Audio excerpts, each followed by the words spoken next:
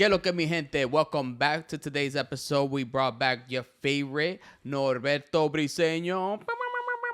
¿Qué onda? I want to thank you guys because the last couple of weeks have been amazing in the podcast. You guys have been, showing love, and a lot of people have been subscribing, and I just want to thank you guys for being here and supporting us. Shout outs to Passion from Day One, our Day Oneers, Paola, like all those people that have been listening to us and interacting with us. So, you guys are making this possible, and the whole point of this mission is to give a voice to us, of the people that are usually are not seen today. And I feel like we needed to do this because I feel like there's a lot of Latinos that swayed a certain way because there was not a voice that was like, yo, let's have real conversation. I felt like there was a lot of podcasts going like, let's joke around. But the thing is that they were impacting culture in such a negative way, right? So we decided that we need to do a podcast or something in order to like counteract what's going on culturally, because we exist too. Like, you see what I'm saying?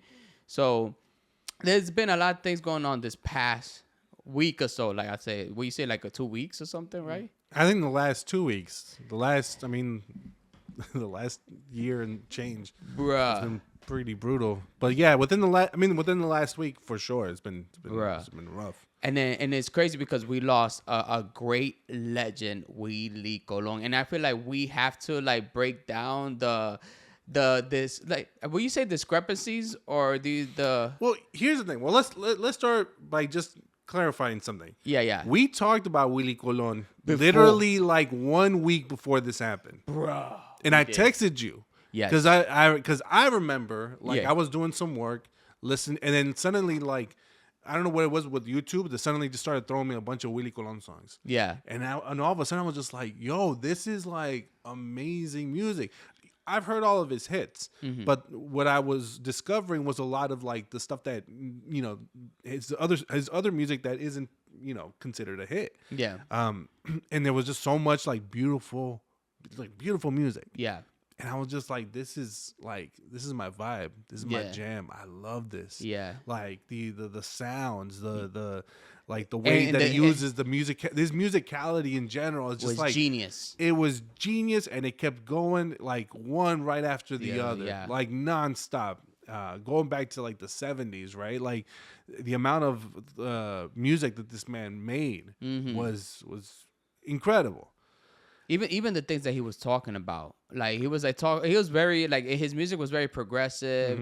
He had songs on like trans women. He also made music because at that time was like the AIDS epidemic and stuff like that. So his music was like, oh, let me show you guys a different side of this, of somebody losing their family member because of AIDS, but you lost this relationship with this person because you have this ego and homophobia within inside of you. I think El Gran Varón was one of the first songs that I've ever heard from him from back in the day. Yeah. And that was actually, I would go ahead and say that even as a kid, that was my first introduction to the trans community, but also to the issue of AIDS. Yes. And that was one of the first songs that I heard that talked about that.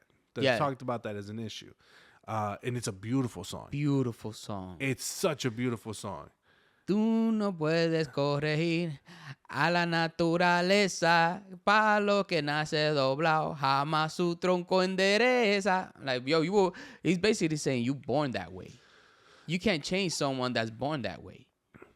But it's such a Latino thing to turn something so tragic and sad into one of the biggest salsa bops. And people are dancing to it. Like, you don't don't even know. To it. They don't even know what to say, but it hits. Yeah, you dancing and shit. You're like, yeah. And he died. Murió Simón. Simón.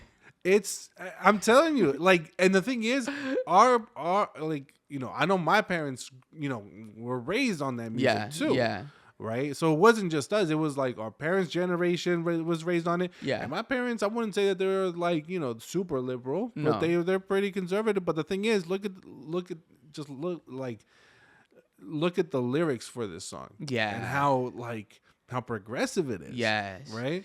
And just like that, right? His collaborations with Rubén Blades, like with Siembra being one an album where they talk so much about civil rights issues that's embedded into the lyrics. Yes. And I think that's something that I'm like, You listen to the beats, beautiful. But then you listen to the lyrics, and it's like, yo, this got some interesting messages here. Yeah, very progressive messages. So it's like, what happened? My ass went and was like, what's going on with Willie Colón these days? Yeah. That's about. You went, but what, did you go to his Instagram or you went to his Twitter? I went first to his Wikipedia. Okay. And I was like, what's going on there? Yeah. What a weird career shift. Yes. Then I started looking at his Twitter. Uh-huh. And I was like, este hombre está perdido. Bro, like it went to like, so what happened? You were like, you know what? I went through his Wiki because I felt like I talked to Norberto, and the funny thing is that you called me. It's crazy that you called me a week before he passes. Yeah. And you're like, yo, what's going on with Willie? I'm like, yo, we should talk about Willie Colón. We talked about it. And then the news breaks out like a week afterwards that Willie Colón passed away. I'm like, what the fuck? Tú eres como brujo. And you went on a deep dive. You're listening all day to his music while you're editing your videos and stuff like that. And you even talked to me about like that there was something that you found out that he was some type of car accident. There's many theories. Uh-huh. There is definitely many theories. I think like porque no se sabe. No se sabe. That's the thing about it. Like, because there was a massive shift. There is a shift because again, he's like, for example, right? He's a big one of the pillars of salsa music. Yes. He's on the Mount Rushmore, I would say. Of course, of taking salsa music from like the clubs of New York City and then making them internationally known. Like, he is somebody that made such an impact with not just with the Caribbean folks, but like Latinidad as a whole. Yeah. Right? Like, especially with the culture and the stuff that he did. And I think no one can ever take away that. Yeah, it's true. Because I think it's such a contribution that he did, right? Yeah. With him, Hector Lavoe, Fania Records as a whole, right? As a whole, yeah. So, like, no one's taking that away. But then you take a look at, his latter half in his political career, right? Yes. He ran for Congress in 1994. Okay. For the 17th district, I believe, and he lost that. He was also... But at that time, was he Republican or was he Democrat? He ran on the Democratic ticket. Okay. So he ran as a Democrat. Okay. He also ran for New York City Public Advocate in 2000, 2001, somewhere around there. Also, again, on the Democratic ticket. Wow. And so, so he had interest in politics. Yeah. And he he endorsed Hillary Clinton. Okay. He also worked he worked for the David Dinkins administration, Democrat, and Mayor Bloomberg. Okay. So who was an independent, but progressive. Wasn't Dinkins like a Democratic socialist? He was made. I wouldn't say he's a Democratic socialist, but he was a Democrat. He was Democrat. Yeah. Okay. He was very clearly Democrat. Okay. So Willie Colón really was Democratic politics. That was his point of view. He endorsed Hillary Clinton. Wow, that's right? Crazy. Like, it tells you, okay, so up until Hillary Clinton, we saw that he was very much Democratic. Yeah. Somewhere along the way, he became disillusioned with the Democratic Party. Don't get me wrong. I have a lot of grievances with the Democratic Party as well. Yeah. So I get that. I get that there's a lot of grievances. But then he went completely the other way. The other way toward and fully supported Trump. He supported Trump, and then he went after people who would criticize Trump. He also didn't like the culture wars. He did not like the progressive culture that the Democratic Party was talking about. Yeah. And this includes the LGBTQ community, which is kind of weird. Which is ironic because you were the first one to talk about LGBTQ issues back in those days. And then now he's talking against it. And he's talking about a lot of progressive cultural shifts that are happening, in society in these days, right? And then he became pro-cop. He became pro the police during, the George Floyd protests that were happening. He was criticizing the protesters. He put his full support for the police. He became, I believe, a deputy sheriff, something like that. He became sheriff or una vaina así. I did see that. But at that time, did the shift happen at that time already? At that point, it already happened. and he became very much I've seen people commenting that I haven't seen it myself, but like people were saying that he was saying like a lot of anti-black rhetoric. Is that true? There was a lot of anti-black rhetoric. It's not only his rhetoric, but he shared on his platforms a lot of right-wing propaganda. Right? And it's all like, the Benny Johnsons of the world. Like, it's very much like those rhetoric guys. That it's just Republican, MAGA talking points. And the culture wars. It's a lot of, it's not a culture wars, but he also, what he was doing is that he was sharing Republican personalities. So MAGA personalities, MAGA influencers. Taking their content and then putting it in Spanish. Whoa. So the videos appear on his Twitter. Those are videos from like MAGA influencers. Yeah. But with Spanish captions, like embedded into the video itself. So it's like he's sharing it with his Spanish audience. Yeah. And he was also against, Maduro, and he was very much against socialism in Latin America, in Venezuela, and Cuba, and all that stuff. So, there's also that. And I think we know a bunch of Latinos who are very much on, that hold that position. Gotcha. But he very much went completely 180 on the Democratic Party. I wonder what that shift was, because it was like, and I remember that I was talking to a friend of mine and he was telling me, yo, did you see Willie Colón's Twitter? And I was like, no, I ain't see it. When I saw it, I was like, holy shit. Like, this dude is super right wing and whatever. Like, it felt like a crazy person. It felt like a lot of shit that he was tweeting was very extreme right. And then he sent him a tweet and he was like, oh man, you were such a hero to me. I can't believe you turned out like this. And Willie Colón responded to him going like, F you. I don't care what you think. You don't need to follow me. He was like, bro, we're just thinking like you were like a hero to us, and then you completely shifted, and then Willie Colón started attacking people. Whoever like said something to him, like yo, hey, why were you change? What are you saying? You're going against our people, and he was just crazy, going like, I don't care what you think about me. I mean, he reminds me of like somebody's uncle, right? That spent way too much time on Facebook, on internet. And I think that, and they share everything from conspiracy theories to lo que sea. And I think that's what's so sad about this, is that this is an icon. This is like a quintessential Latino icon that crosses many generations. And to see him go down this path is sad. What's sad about it is that you had such a major impact to generations, and you kind of tainted your legacy. Absolutely. You see what I'm saying? He spent his last days on Earth criticizing the halftime show. And criticizing Bad Bunny. And then Bad Bunny showed him homage during the halftime show. He said, yo soy el malo como Willie Colón. Remember? Yeah. I'm like, yo, this young kid. Because, and to be honest, Bad Bunny is standing on Willie Colón's shoulder. Absolutely. The Willie Colón is the reason why Bad Bunny is in the Super Bowl. There would be no Bad Bunny playing salsa music with a whole ass band on a fucking halftime show in the biggest stage in the United States of America. We've never seen that before. But if there was no Willie Colón, there wouldn't be no Bad Bunny doing that what he did, because that man, Willie Colón, was the influence for that. Absolutely. You see what I'm saying? Yeah. And for me, I'm 39 years old, bro, watching the halftime show, bro. That's one of the reasons why I cried, because I never thought I would ever see that. And I do remember I was hanging out with a girl down in San Diego. Ella salsera, she could dance, bro.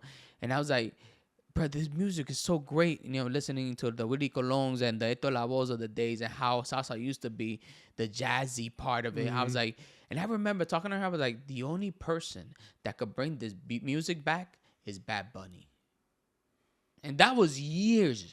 That was years ago, before I could even call a little girl that. And I remember walking down the streets of San Diego. We were getting something. I was like, and she's a big salsera. I was like, the only person was Bad Bunny. Hopefully Bad Bunny does something. And he did.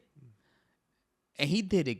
He grabbed the essence of salsa, which was the jazzy part of salsa, and integrated into his music. And he did it fucking right.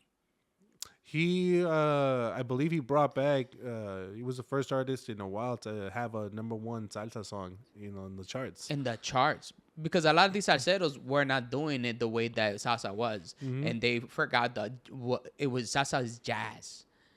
Yeah. You see what I'm saying? Yeah. And it's sad to be like, to see Willie Colón and see Bad Bunny did his thing, and then Willie Colón is going in on him. And like, he was saying all these things on Twitter, and it's also a slap in the face. I'm glad Bad Bunny also showed homage after he passed, and Bad Bunny ain't saying nothing bad. I think it's because I think I'm not gonna say we. I feel that that there is a two things can be true at the same time type of feeling. Yeah. Where you can praise Willie Colón's artistry. For his legacy. Yeah, for the legacy that he created, right? Yeah. And it's not, again, it's also these collaborations, right? With Rubén Blades, Héctor Lavoe, right? Like there was a lot of collaboration. Celia Cruz, a lot of collaboration with a lot of great artists, and the amount of music that they came out of that was amazing. But then you went off and shit on your own legacy. Yeah. Like, is this really the path you want to go down on? And it was just, and he doubled down. He died on that mountain. Doubled down on Trump. On Trump. You know what's the sad part, bro? I think Twitter has a lot to do with it. I think I was watching this special John Oliver did in his last episode. He broke down Twitter, and they were talking about like when it came to like politics on Twitter, it was extra. Like when it came, they did a test, and they had like right wing and left wing put out content with left wing and right wing, and they showed that over like 70% to 80% was like majority of the right wing content was shown more than the left. So we also think about like Twitter also programs people. You ever talk to people and they're like, they make no, like we had one of my friends here, like it was just it was just a programming, because there was no way that you could inject factual information. And we're talking about, these are people that you talk to them like, yo, this is fact. They're like, you know what? I don't like facts. They see fact checking as a type of censorship. I think that's the reality that we live in. Mm-hmm. Twitter is a major, is I think the clear, the clear example of that, right? And I think during that study, right, it was like for anybody there, for the test where they don't post anything political. Yeah, you're still getting served 70% right wing talking points. So your program, at the end of the day, Twitter is programming a whole lot of people. Yeah, that's one of the reasons why I left Twitter. Yeah, I love Twitter. Yeah, and if you're a person that don't agree with a lot of these ideas, leave Twitter immediately, because if not, you're gonna be programmed. That's the whole point, right? And Elon Musk knows what he's doing. He knows what he's doing. He calls it a public square, and it's not. It's a shithole. It's horrible. It's a right wing, racist, like awful place. I remember the last time I was on Twitter, and I was talking to a friend of mine. So he's major Trump supporter. And he's like, look what's going on in the UK. These Muslims, New York is gonna turn into this Muslim thing. I'm like, and I remember scrolling to Twitter. The good thing about Twitter is that if you want to see some crazy videos, you will see them. Yeah. If you want to see something like something that is gonna be censored everywhere else, Twitter is not gonna censor it. But the problem is, I remember going through it, and I seen a whole lot of things that were like homophobic, Islamophobic. There's a lot of negative or propaganda against Muslims. You hear, no, I can't do this. I can't be on this. Like, for me, I see it from the outside looking in. If I'm on it, I'm able. But what about all those people that are not able to see it? How about all those people that just like they see all these anti-Muslim things and they think that Muslims are all over the world are all terrorists? Yeah, that's the point. That's the point. That's the point that they're trying to do. Not only that, but like a lot of this misinformation and disinformation that's being spread on Twitter, as you said, and they covered it in the John Oliver thing. Like, it's because these are people being paid to do this. Yeah, they're getting money. The more clicks that they get, the more disinformation that they get, the more clicks that they get, the more money they make. The more money they make. And we talk about people that are not even from the United States. We're like, yeah, those accounts are from like Africa. And was it Central Europe? Like, what are we doing here? What are you doing here? The handle @American is actually based in is not from America. It's not from America. Yeah. It's like West Africa. It's from West Africa. Yeah. It's and if you think about it, it benefits them because they're like, yo, if they're making they say it was like $1,200 a week for them, $1,200 a week to just post all this bullshit. Shit, who doesn't do it? Yeah, but then we have this problem. That it's a factory, a brainwash factory, trying to get people to think a certain ideology, right? Because if you think about it, like, they're not only doing it to Muslims, they're doing it to Latinos. They're doing it to black folks. They put that example, right, about how misinformation essentially is what caused ICE to go into Minnesota. Oh yeah, right, and it perfectly connects the dots between this post on Twitter and how it eventually got the support of the government to send in ICE. Was it Nick Shirley? Yeah, ese pendejo que no sabe nada, se le ve en la cara también, pinche. Bro, to be honest, I saw it happen, but I didn't make the connection until John Oliver. Yeah. So it's like we saw the Nick Shirley. He goes into Minnesota. The whole Somali situation. I was not paying too much attention, but I'm like, this is kind of crazy. And I know that the news kind of shut him down too. I remember I saw the interview with the news. It was like, yo, he was like, they didn't let us in. I'm like, there's no. It's a daycare. There's a They're daycare. not supposed to let random white people in with cameras. Yeah. You're not gonna let random people in. That's security for the kids or whatnot. And after that shit, to see all the ICE agents in Minnesota, I didn't link 2 and 2 together until John Oliver linked them. Like, oh wait, this was just a cause of Twitter. Yeah, that was the thing about it. It was like there was a post. The thing is, the local government did investigate, right? And they found that there was nothing wrong. There was nothing wrong with these daycares. There was nothing wrong with this. There was nothing wrong that was happening. Everything was going according, to the law. Yeah. But the thing is, it wasn't just the post. It was who was resharing it, right? Yeah. Elon Musk was resharing the fuck out of that post to the point that it got the attention of the media, the Trump administration. And suddenly the Trump administration is like, we're going to investigate. And that's when they decided to send in ICE. And you're just like, this connection of misinformation run by este pendejo is running the government.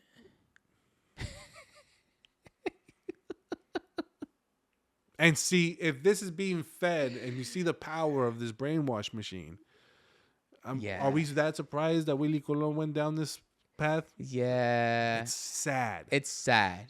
And I feel that's something we also have to have. I feel like I feel like we also have to hold grace, right? Because this could be any one of us. It could have been us. It could be me in the future.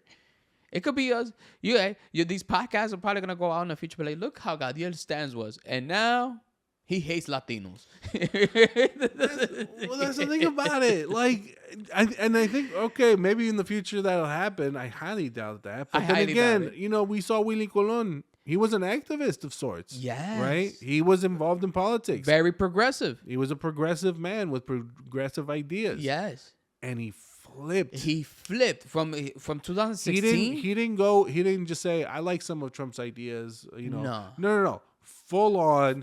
I love this man. Wow. And all of his ideas. And if you disagree with them, you suck.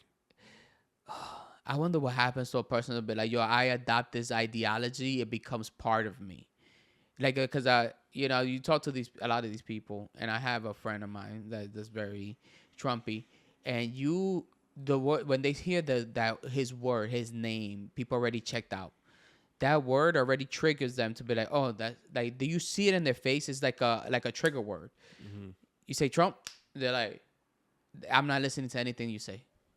It just like there's a blank stare in their face. They're not listening anymore, and they're already going like, oh, you're a liberal. You see what I'm saying? You're Antifa. You're liberal. Yeah. And they go back. You're communist. They go back into the echo chamber, and I feel like there's also that when people say they say that one of the strongest things in a human being is to stay consistent to the way they identify themselves. So it becomes your identity saying, I support this person. I support this person. This is, you see what I'm saying? Yeah. And that's what we're seeing nowadays. Yeah. Bullshit. Ay, hombre. Te da rabia. Here's the thing: we're living in these weird ass times right now, right? Where our communities are being oppressed. Where the amount of bills that have come through Congress that are clearly xenophobic against the Latino community. Yeah. We're living through some really wild times, and I think the last thing we want to see is our idols, our heroes, turn into Trump supporters. And then we're talking about this, like idols and heroes. A lot of things that came on the news is like the whole Romeo and Prince Royce situation. I'm pretty sure you've seen it. What do you think about that? It's just, what are we doing? What are we doing? That we're living in an era where right now we like you see things happening in front of you. Yeah. This isn't a secret thing. Politics is no longer like a little thing that happens behind closed doors. No, this is happening to your community, to your audience. Yes. If we want to be capitalist about it. Yes. This is happening to the people who support you. How are you not going to denounce ICE? How are you not going to say nothing? And the funny thing it took Bad Bunny for Romeo to find his fucking huevos to say the most fucking PR shit ever. No. Bruh, I think people saw right through it, bro.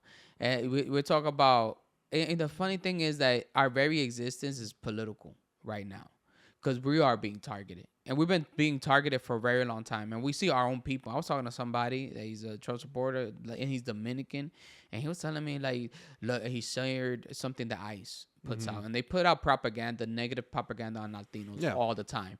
They look at all these victims from undocumented immigrants. And they show pictures, blah, blah, blah. And I was like, okay, there's only 29 victims. The homicide, there was been only 29 victims. And you know what? And I don't condone any of this. 29 compared to 14 million. There's 14 million. You see what I'm saying? Undocumented people. And we're talking about there has been 29 homicides from undocumented immigrants. That's a pretty low number. He's like, 29 is too much. He's like, 29 is too much. He's like, that could be your sister. That could be your mother. That could be your aunt. Yeah. Oh, what about white people? How many crimes and homicides they committed? He goes like, I don't know. I said 2,594. That's a whole generation. That's your whole family.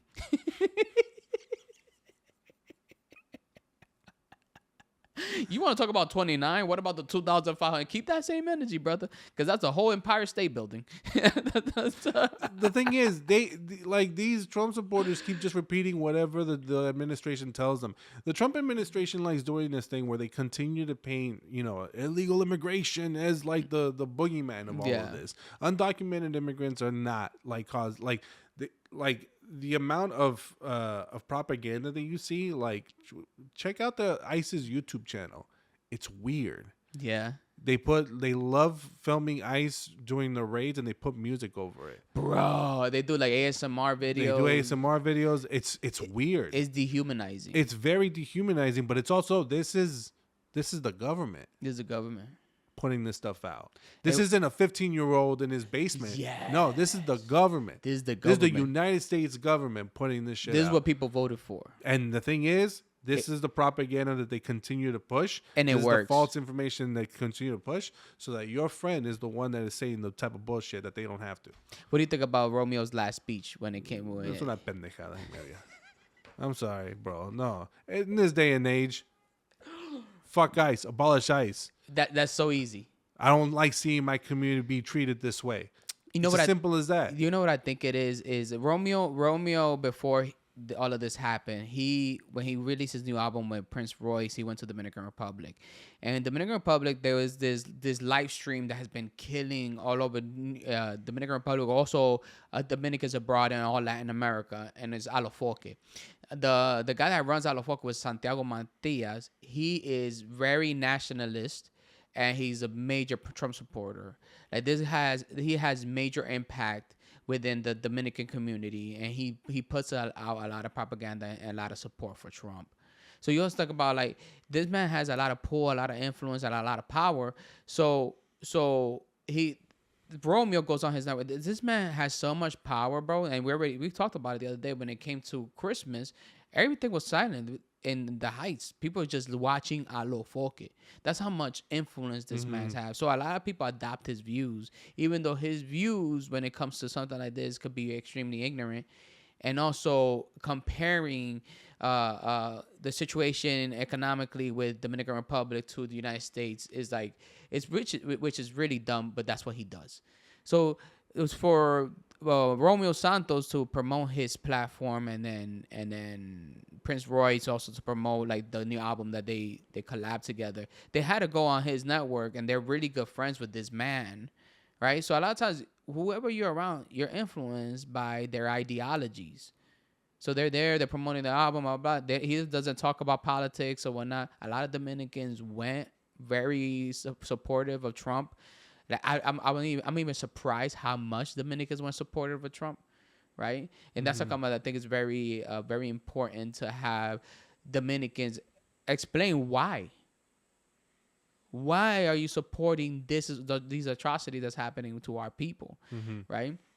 So Romeo Santos, su alrededor, a lot of Dominican support what's going on over here. So it's like that's half his base, right? And so I understand that he's in a weird environment. It does give the impression that you also support these ideologies, and that is where the problem lies. Es que no, I can't keep taking that excuse of, pues es que no, he doesn't want to get into politics or anything like that. And the thing is, like, we're living in a time right now where people are being dehumanized. Yes. Your community, the people that support you, yes, are being dehumanized by this terrible fascist administration. And you're not gonna say anything. You're not gonna say nothing. You're not gonna. You want the dollars and cents, but you don't want their safety. You don't want their protection. Come on. It shouldn't take backlash. It shouldn't take this amount of backlash. But it also, like, you're a leader. You're a leader of this community. How do you not know these things? I think he knows, but his cousin came out, right? When he first did the whole interview, Max Agente, which is the bass player of Aventura. He's like, yo, it's not Romeo making us look bad. It's the Latinos themselves making us look bad. The immigrants are the ones making us look bad. Look at Lincoln Riley. Look at all those people that their daughters never came home. Parents, a lot of daughters didn't come home because of these illegal immigrants making us look bad. I'm like, you're still spreading more propaganda. That shit is not true. It's not true. It's the amount of disinformation that, in the administration, all they got to do is just be like, look. Yeah. Look. They're spreading the information for us so that we don't have to. And I think what Latinos also tired of, and I don't like talking bad about Romeo because I'm a big Romeo fan. I'm a Romeista through and through, bro. Oh, I know. Yeah, like, I know. I love Romeo, bro, but it's also heartbreaking at the same time because I'm like, the concerts that I go to, the first concert I ever went through was Romeo Santos. Yeah. I'm Romeo, like, bro. I don't think there's a bigger Romeo fan than me. I'm sorry. I'm number one. Bro, I know all his albums from the teenager. All right, when they had tank tops, I thought I was part of Aventura too. So, okay, I was like, okay, they say we gotta stay out of politics. He makes that comment, whatever, and then he goes on live. He was like, and is the gaslighting. He's like, I didn't think I had to tell y'all. I don't have to tell y'all where I stand with immigrants. But like, and his face, and he's like blinking a lot, and he's like, his body does not agree with everything he's saying. No, this man is doing a PR move right now. Yeah, a PR move. And then somebody goes out, it goes like, oh, Romeo apologized or whatnot, whatever, in his live, which he didn't. And he comments under that, oh, I never apologized. I'm like, shut the fuck madre, no. And then you go on Premio Lo Nuestro and you say some shit like that. Like, bro, like, we need a clear cut. And then do you see the interview with Prince Royce afterwards? Yeah. Prince Royce thinks it was clickbait. No. Bro, that was your opportunity to be like, no, apologize. Yeah. Punto y final. Punto final. What's going on with our community? I don't stand for it.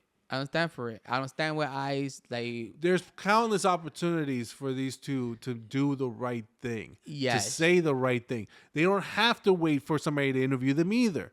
They don't have to wait for Premio Lo Nuestro. They don't have to wait for them to be on stage. They can say this whenever the fuck they want. And the fact that they don't says something. Yeah. And it's just, and again, it's sad. I know that Prince Royce, he's done stuff for the Democratic Party. He's done stuff. He's encouraged people to go out and vote. Yeah.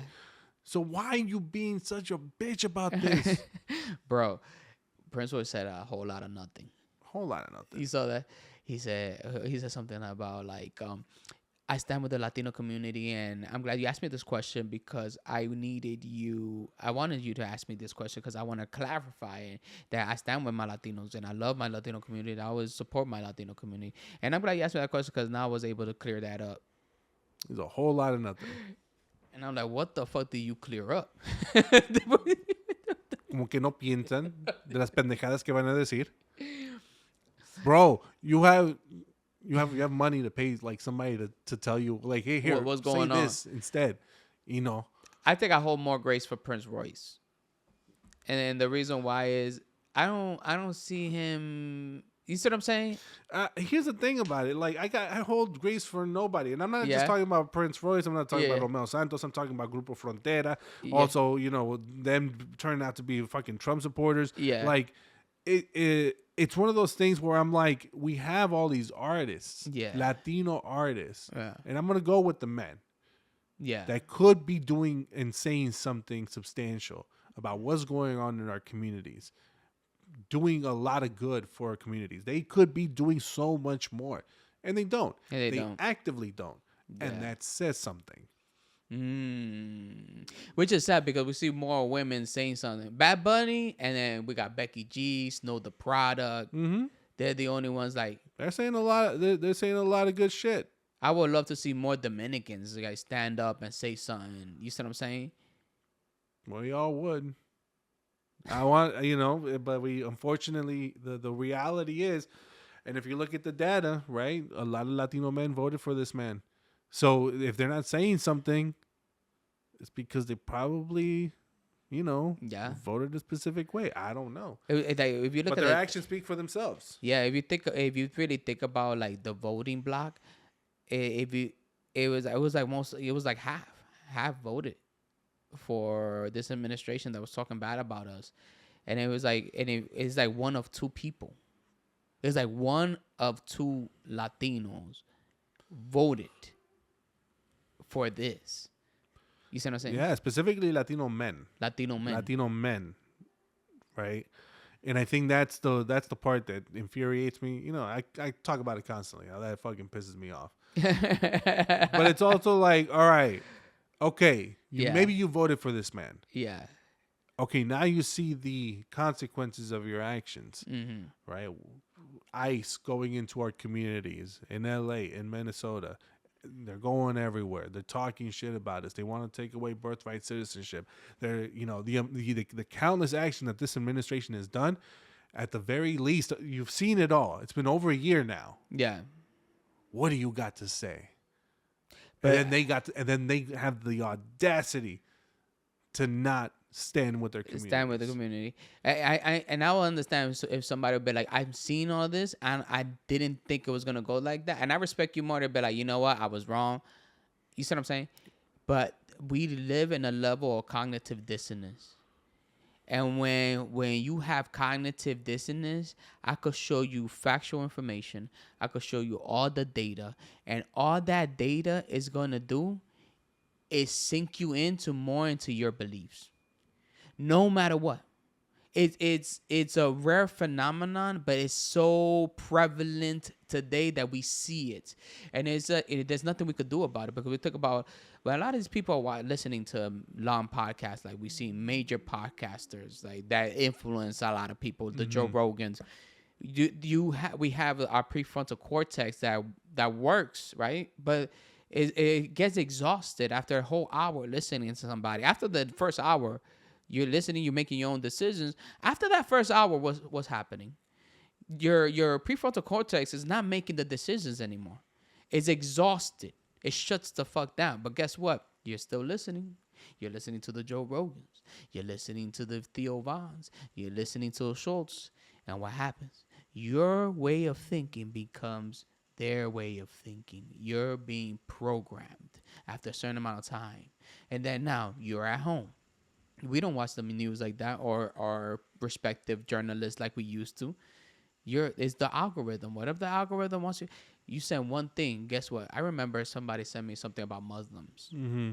And I was on, and this was Instagram, bro. It was not even, It was Instagram. And I remember sitting there and I was scrolling up and I was getting nothing but anti-Muslim stuff, bro.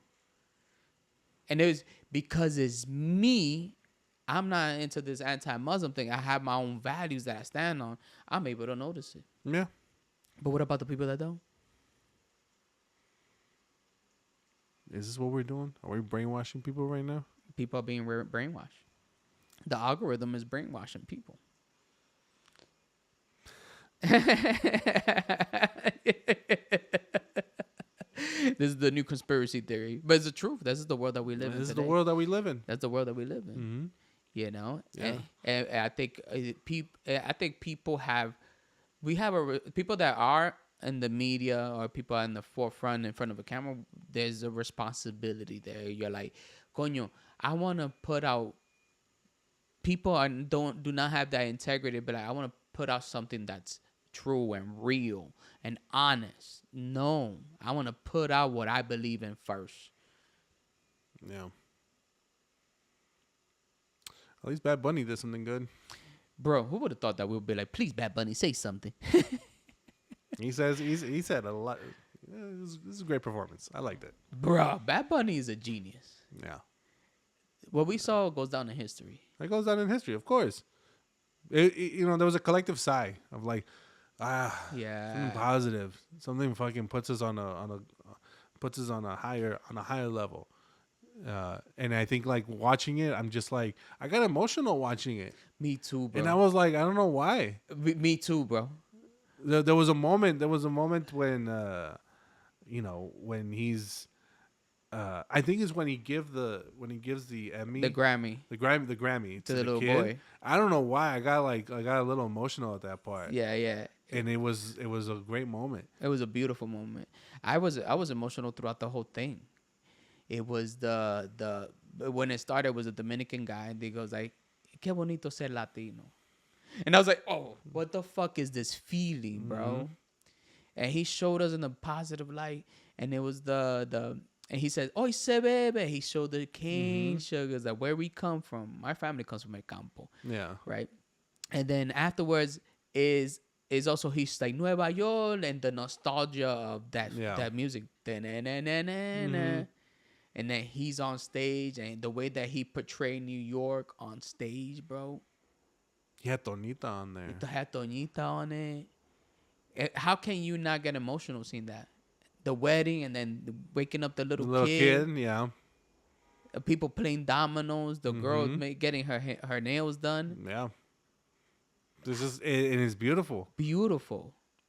It was it was a mix of pride, nostalgia, right, and representation, all mixed in one. It was beautiful, and it was a powerful moment, and it was a unifier. It was a new unifier. It was a unifier that was very much needed, especially during these trying times. So fuck all those right-wing people who kept calling this un-American. No, bro. And I see a lot of dudes like a lot of podcasters. They right away attack like, oh man, there's why you gotta show gay people? Why? He's gonna show up in a dress. He's gonna. Oh, that was the thing. He's gonna show up in the dress. They was so scared about that dress. Why are people so scared about a damn dress? The people was so scared about a dress. I was hoping Bad Bunny showed up in a dress. I was kind of hoping too. I was like, just do it. Just do it. Just do it. Just show up in the dress. Just show up in the dress. Nah. And he didn't. He didn't. But fuck these people though. They love Kid Rock. Enough said.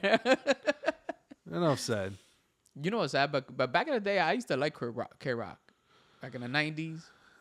Yeah, he had his first album come out. I thought it was a good one. Yeah.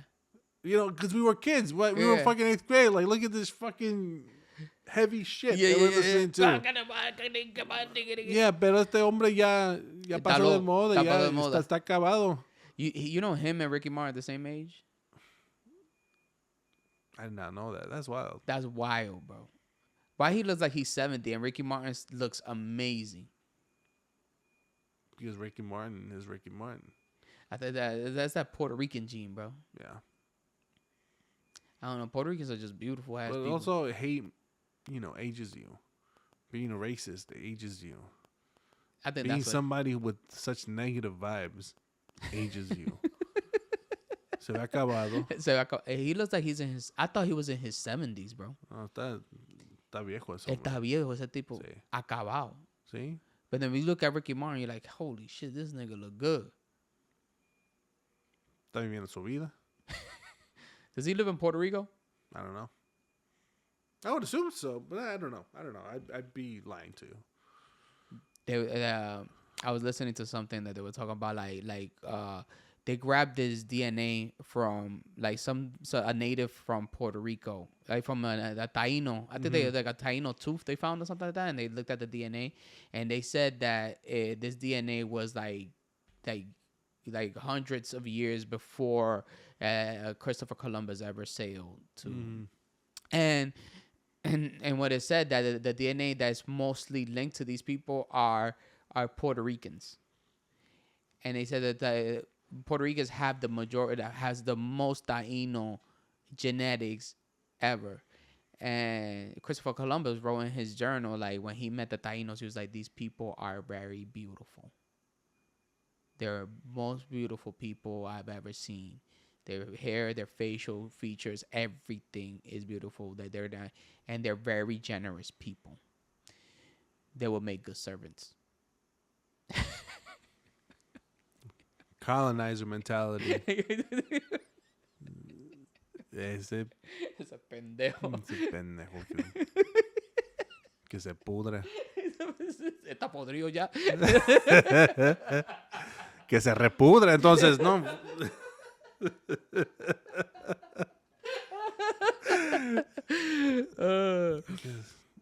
No. Bueno, mi hermano, I appreciate you coming. You haven't been here in a minute, bro.